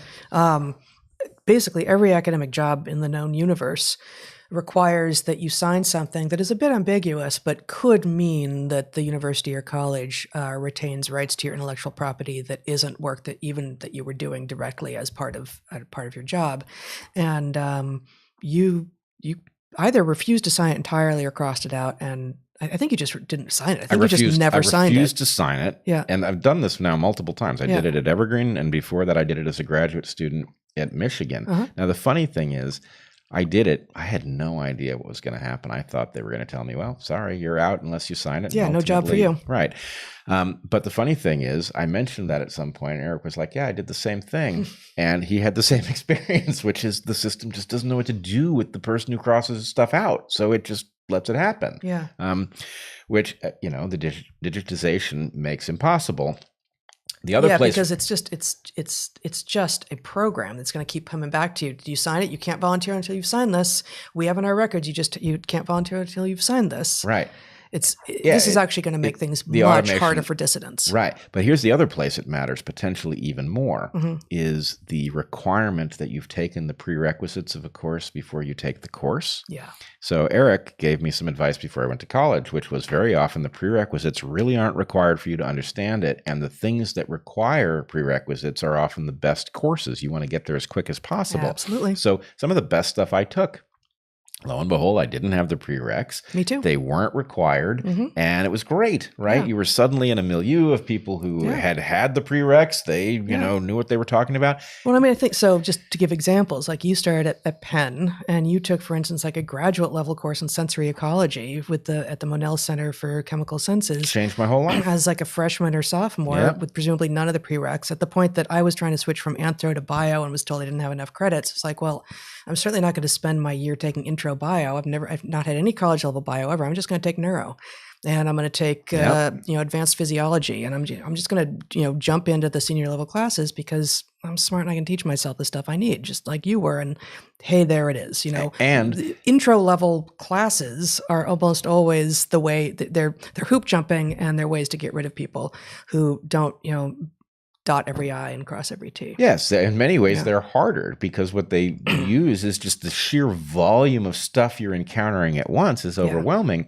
And can you describe the Krebs cycle to me? Yeah. How about if I show you? Okay. Later. Yeah. Yes. So that was obviously different from what the question was, but not sure if there was any way to make a note on the form that they're asking you to sign. That would be a way. But between bending a knee to a false prophet and not taking part, I guess it depends on what kind of volunteer work also that you would be doing and whether or not you think you could really make some change at the school. Yeah. You might approach somebody and tell them you're a conscientious objector, and either they'll get the joke and let you through because it's really funny, or they won't get the joke and they might assume that that's an actual reason to opt out of such a thing. It's true. It's true. Okay. This is longish, but I think it's worth doing. Although there's a link at the end that doesn't work. I think it was off of the person's computer, so I can't see the study that's being mentioned. You have discussed many times the ways in which education and heavy-handed social molding does a disservice to boys' development. As a former teacher, I saw that firsthand and went to great lengths to meet the needs of active boys and girls in my classroom, while reassuring their parents that they are normally developing wonderful people. To this day, those parents are still my biggest fans as they see how wonderful, smart, and confident their boys, and now young men, turned out to be without meds. I'm horrified now to see a sharp increase in the diagnosis of ADHD, depression, and bipolar in young women, mid-20s and up. Suicide attempts are on the rise. Drug prescriptions are being filled with little personal oversight by mental health professionals. Both my daughters, who were raised active, tomboyish, without television, competent, smart, one graduated from a top arts college, one in anthrobiochem, Phi Beta Kappa, full merit scholars, top-tier students. Both are professionally employed. Both diagnosed in their late 20s. One swears by the meds, the other is battling to stay off them after using them for years. Please talk about what is going on with otherwise capable young adult women and what we can do as parents and as a society. And then it says, I'm including one study which may or may not be informative, but I can't see it. So if you want to send that separately, I'd be interested. Well, I would say a couple things are going on. One, we have turned a lot of stuff over to markets. Markets are parasitizing people. They parasitize males and females differently. Women are particularly vulnerable in the sense that their insecurities get exploited in a manner to get them to spend money on things, and their psychology is damaged in the process. We are also exposing people to hormones and things that they shouldn't be encountering. So there's lots of novel, disruptive influence out there.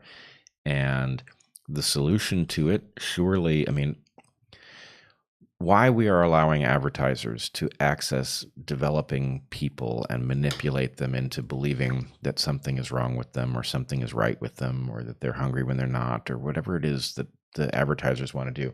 This is criminal. There's no defense for it. That doesn't seem to be the case here for these two young women, right? Well, they're better off, but the problem is, how insulated can you be? Yeah. Right? You can't be perfectly insulated unless you are, living in the hills and really off the grid, because otherwise it finds you. And I think regular reboot in nature without screens can do wonders. ADHD, depression, bipolar, these are different, but all overlapping to some degree.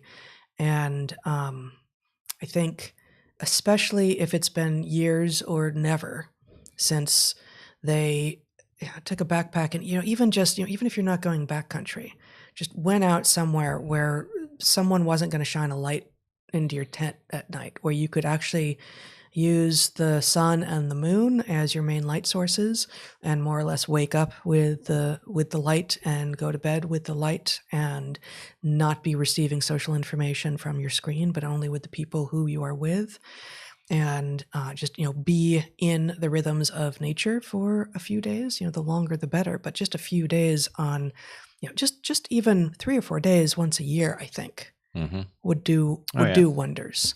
And I suspect that a big part of what is happening to, this is a different kind of question, because, we hear from a lot of people, and we saw a lot of people who had effectively been broken by this, what I've called this perfect storm of the hyperactive parenting and the meds and the screens and, all of these things.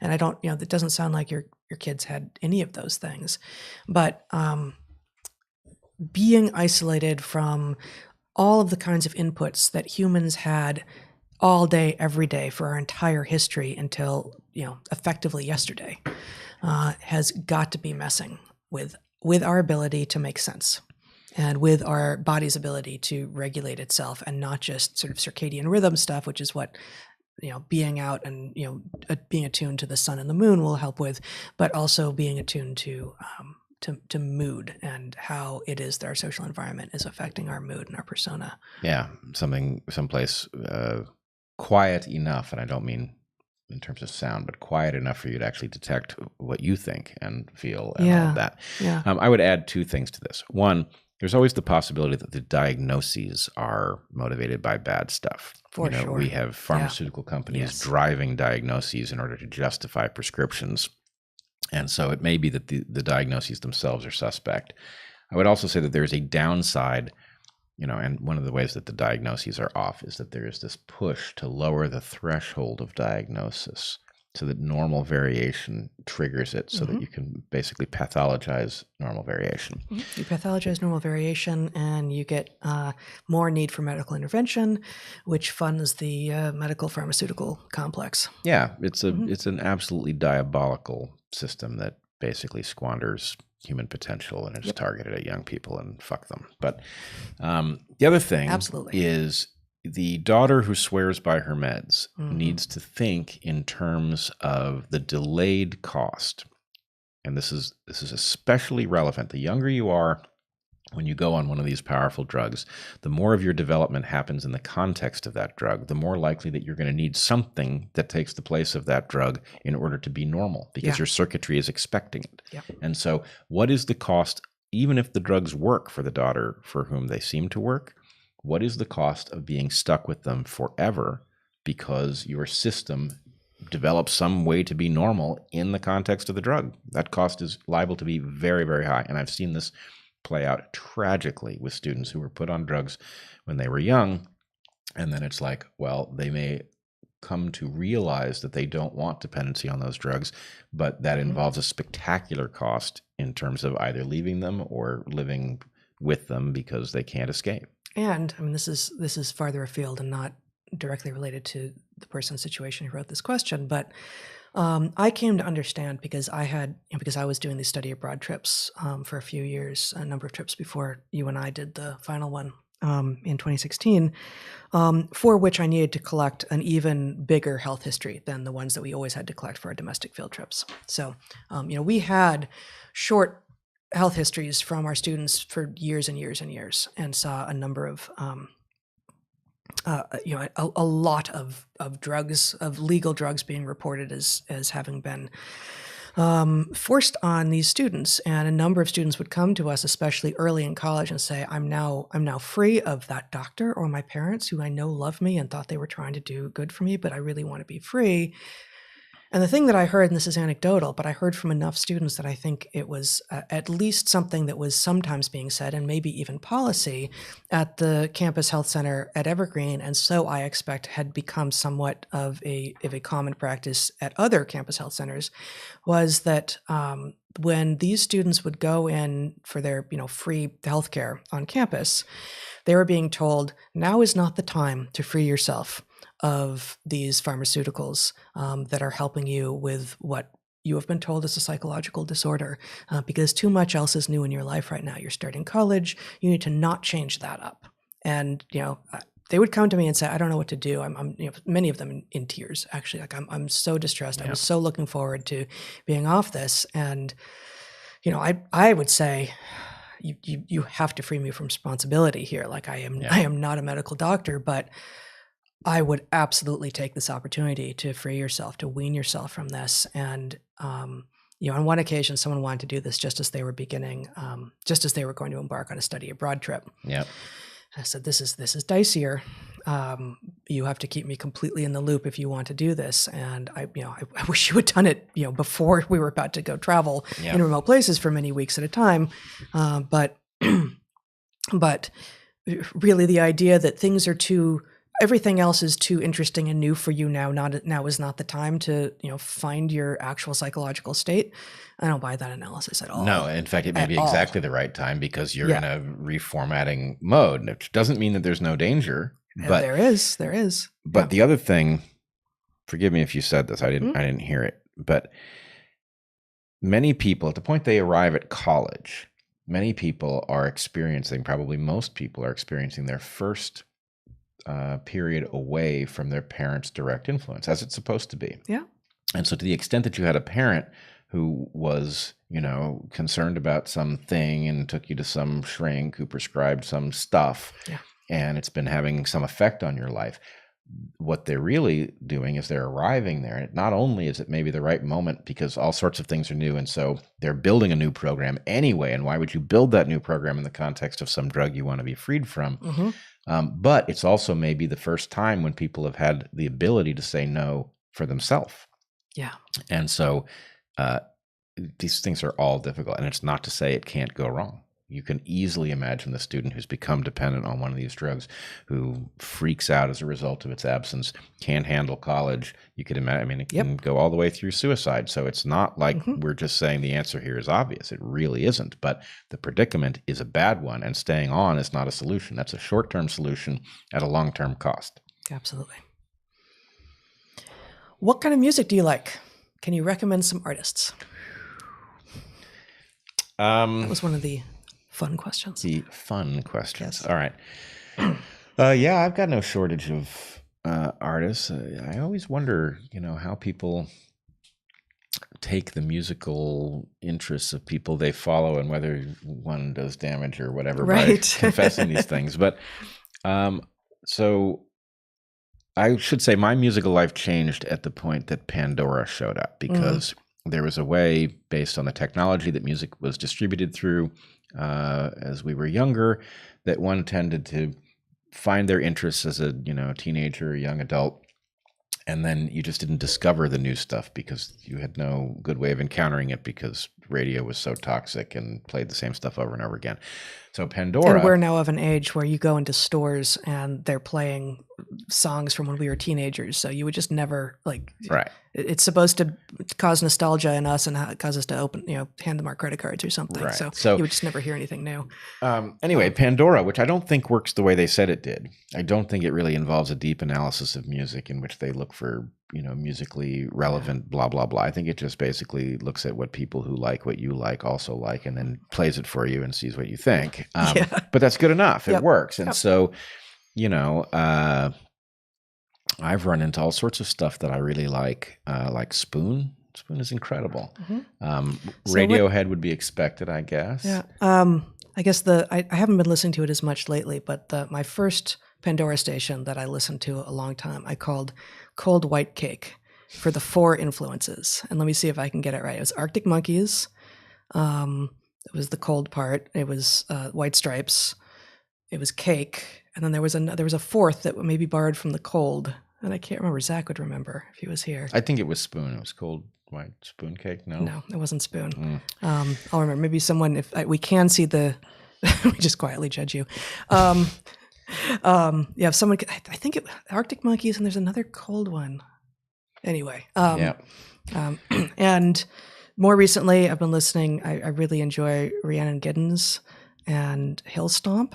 Hill Stomp we picked up from your brother. From my brother, who's a musician, as your brother is totally different human beings in every regard and very different types of musicians, except they both are natural musicians, just like can pick up, both of them can pick up any instrument and play it. We've mentioned that I grew up playing classical and, with no lyrics and all of this. And although, I love the Beethoven and the Mozart and everything, it was Chopin that really revealed to me that actually you could stuff a lot of notes into one measure and make music out of it, and so be creative. Vanilla Ice? No, it was not Vanilla Ice. And then of course, Latin music, right? Yeah. Like we like Cuban music and Cuban Brazilian music in particular, and boy. There's some stuff in Brazilian. There's some I can't remember. Some like genres of Brazilian that I'm not too into, like flamenco. No. Yep. But there's some other stuff that's great. Cold War Kids. That's a good one. Yeah, that's what it was. Yep. I would add. Yeah, that's what the fourth influence in my Pandora station was. Cold War Kids, great. Arctic Monkeys, White Stripes, and Cake. Yep. I would say Cage the Elephant has particular resonance for me, at least. Yeah. There's the Kooks and Strokes and who else? And then the stuff that we listened to, actually, once I was listening to music that was made in the 20th century, and that you did in high school was like classic rock. Like my absolute favorite was Pink Floyd, and you were a big Doors fan, and of course, a number of those, The Who and Rolling Stones and Bob Dylan. Yeah, it's interesting to see which of those things actually still resonate. Pink Floyd absolutely always resonates for me. I wouldn't say always. I would say there's a lot of it that still resonates. There's a few things that don't. I'd be curious to know why. Led Zeppelin resonates less well than I would have expected it over time. Jimi Hendrix just popped up on a Pandora station recently, and it worked. Oh, Jimi Hendrix. Yeah. I find that actually one Toby, our 14-year-old, was in the car. He's like, "Oh, this is good." I'm like, "This is from the 60s, man." Yeah. It's really good. Yeah. Bob Dylan resonates really well. Yeah. I ran into a tragic Queen is one. Good. I think I have the name of the band right. Brown Bird. I don't think I know it. It's possible I have the name wrong, but I ran into this over Pandora, and the lyrics were just so compelling. They were actually so intricate that they were... That's the song, not the artist. No, I think it's the artist. And anyway, I was like, wow. Anyone? I wonder who this person is. And it turned out that the lead architect had died of pancreatic cancer recently. I hope I have the name right. But anyway, I'll check into it and report back somewhere. I love Spanish guitar as well. So in instrumental music, the Spanish guitar has an ability to evoke emotion and somehow imagery without words. It's super powerful. Yep. Ex-Ambassadors. I see Roxy Music, Queen. Yeah. All of those are cool. Yep. Coldplay, I sometimes hate myself for liking it. I sometimes feel like it's too universal, but still, there's something there for sure. I feel the same way a little bit about the Shins.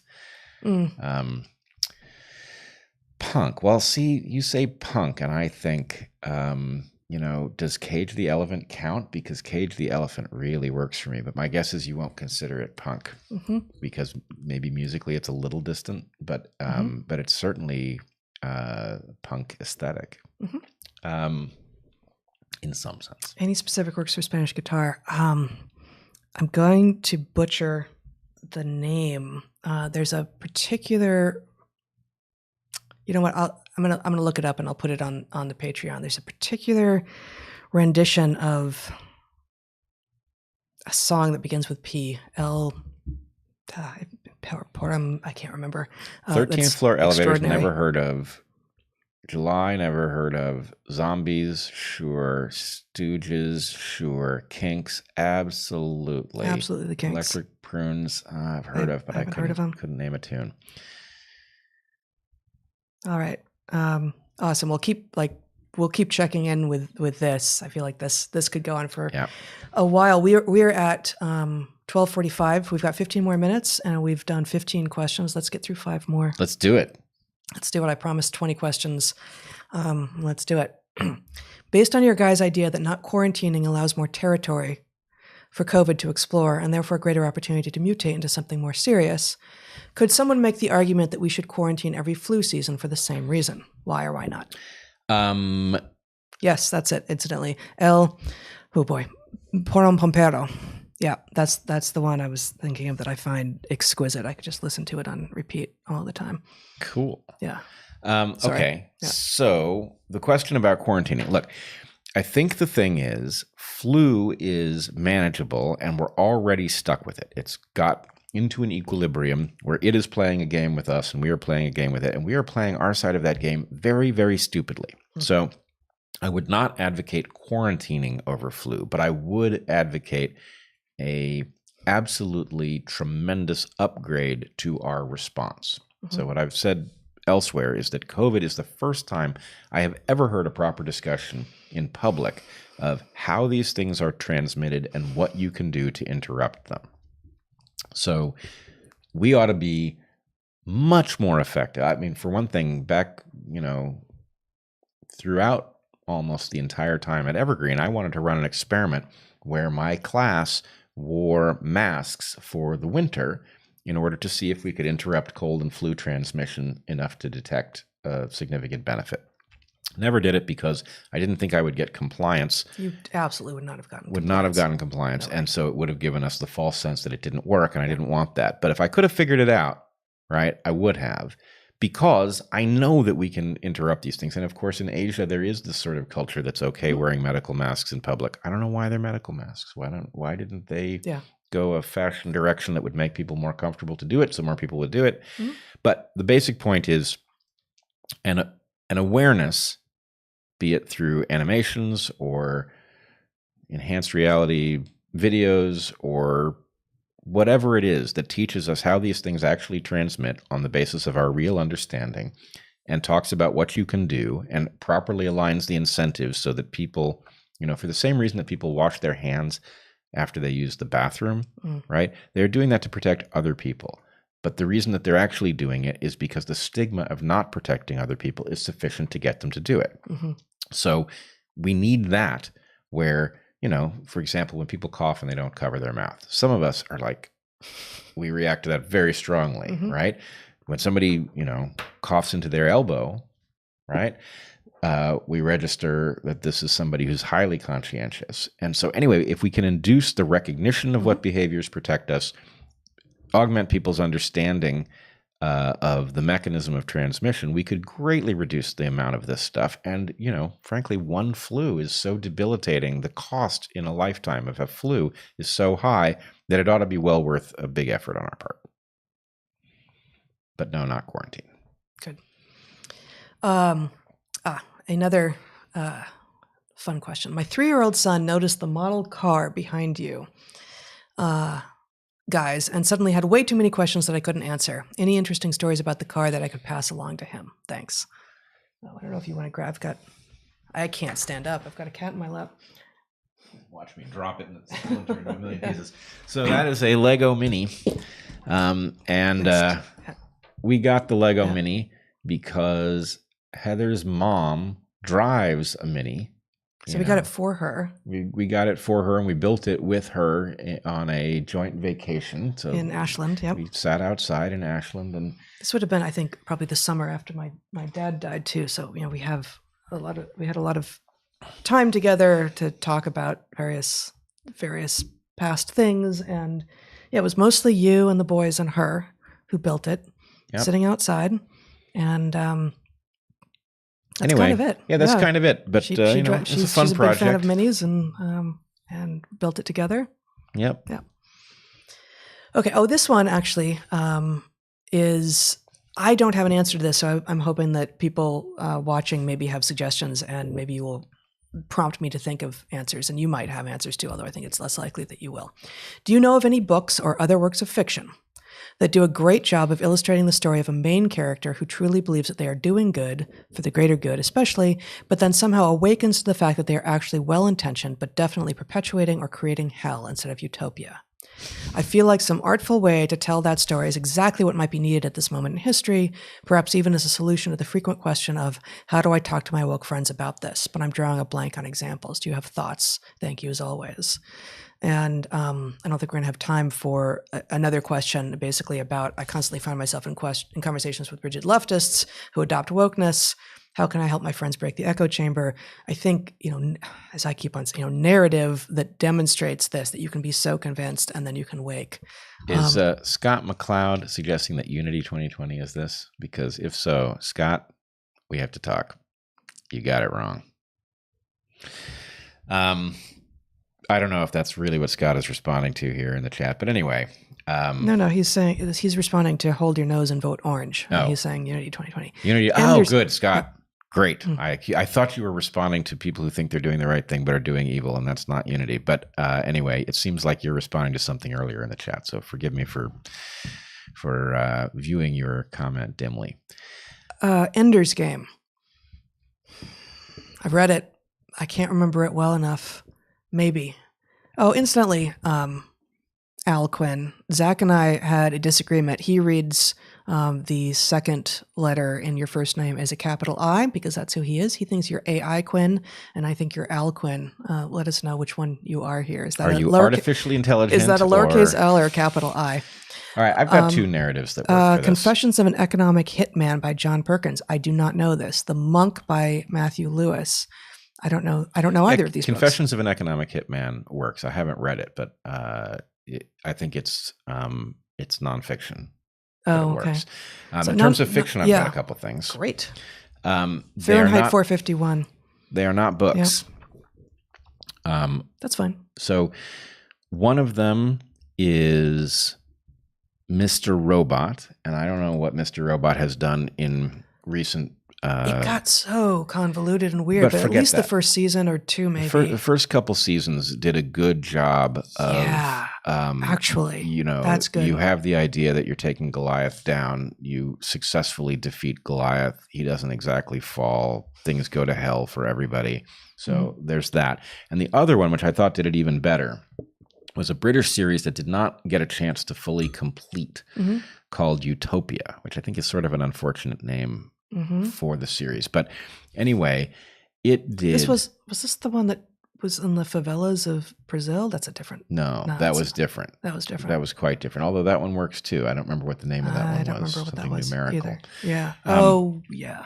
But Utopia did a great job of exploring in order to do good, one is forced to do evil paradigm. And anyway, I'm not sure I'm not embracing that formulation, but I'm saying the exploration of the character that knows that they must do terrible things in order for the right thing to happen is well dealt with there. I wish the series had been allowed to fully complete. They rushed the ending because it had been canceled or something, but it's well worth digging up the British series Utopia and watching it. Yeah. Let's see. Yeah, Confessions of an Economic Hitman works. And that's it, except I got an answer from Al Quinn. It's a fake name, but it's Al. Okay. I think Zach has to buy me breakfast or something now. Okay. Yeah. Well, fair enough. Cool. And I'd be interested in coming back to this. Maybe I'll try to remember to pose this again next time, because this would be a really useful resource to create and to grow and to be able to share with people, like things that you can suggest to your friends that they watch without saying anything. You know, what you had a word for this, but I've been calling this like the inverse Trojan horse. Like to me, Chloe Baldery is doing the inverse Trojan horse stuff with her equity stuff, and this would be that. Hey, I saw this and thought you might like it. Yep. Yeah. I would like to broaden the exercise slightly. Yeah. I would say that many narratives highlight one counterintuitive, paradoxical, important phenomenon about the way the world functions, and that it would be good if we had a catalog of what the narratives were and what the insight was. Yeah. Yep. Okay, so the last two questions are related. So I'm going to read them both, and we're going to answer them quickly. We've got about 5 minutes left in the 2 hours. Can evolutionary theory be applied to the changes in political systems? And if so, can the current global upheaval result in evolutionarily advantageous changes to the dominant systems? And the political system in the U.S. has evolved to its current state of duopoly over time. While electing a better candidate is a positive, how do we alter the course of our political evolution to avoid returning to our current state? Beautiful. They are in some sense the same question. Right. Yes, they will evolve. That means some things. It means, one, we can make great progress. Two, it means we have the risk of getting caught on these low peaks or being parasitized to death. So the concept you're looking for is evolutionarily stable strategy. Yeah. An evolutionarily stable strategy is one that is immune to invasion by counter strategies. And so the problem is, somebody here correctly points out that Unity 2020 is an attempt to knock us out of our artificially low peak and get to a higher peak. That's absolutely right. That's right. Quite explicitly. I would say game B, so Unity 2020 is a plan, it's a political plan, right? Game B is a theoretical framework inside of which such plans might be filed.